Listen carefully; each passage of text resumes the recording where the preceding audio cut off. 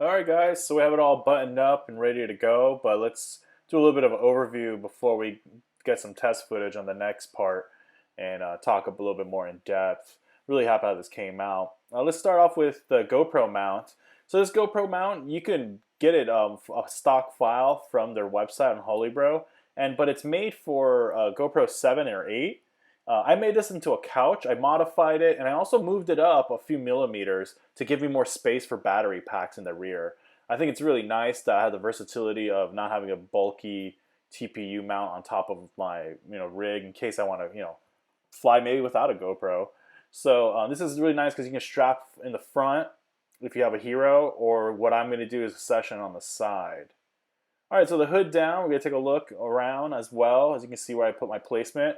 The Ratel camera fits perfectly in those stands that come for the camera mount with this rig.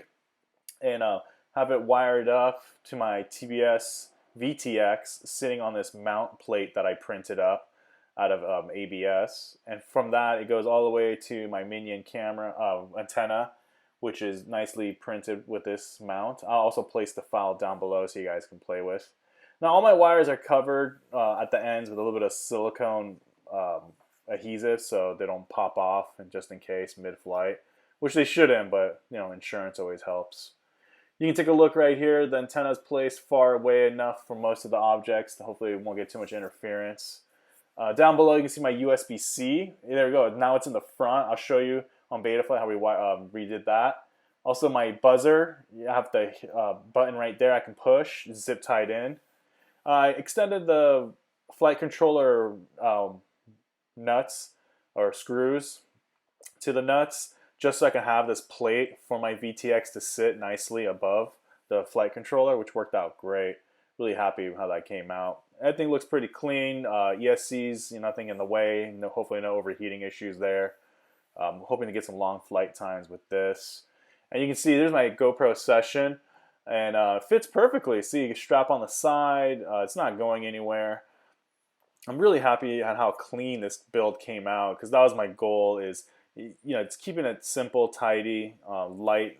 Versus originally it does come in really light, but I just wanted to keep that frame as light as I can, because I'm hoping to get some long flight times. We're gonna put some lithium ion packs and see what kind of flight times we have. And you can see when I move that GoPro mount forward, it gives me a lot of space to position my battery on where I want. This is a 1100 4S pack, and it fits like a glove. And you can see right there in the rear, it plugs into that XT60 connector. Now, let's take a look down below. You can see I went with the video aerial antenna. I use this little TPU print to kind of get it away from everything. I'm not really 100% happy. I'm still on the fence. I'm going to go to Moro T. This placement is kind of tough on antennas on such a compact rig. Still on the fence if I want it back there near everything, to be honest with you. You can also see the XT60 kind of dangles, but once you plug it in, it stays pretty firm. I cut the original mount that sat the XT60 in there near the motors. Didn't really want that so close to everything. It was not necessary. It's a hassle taking it on and off. Alright guys, so our next video we're going to take this out for a flight and talk about it. Take care. Bye.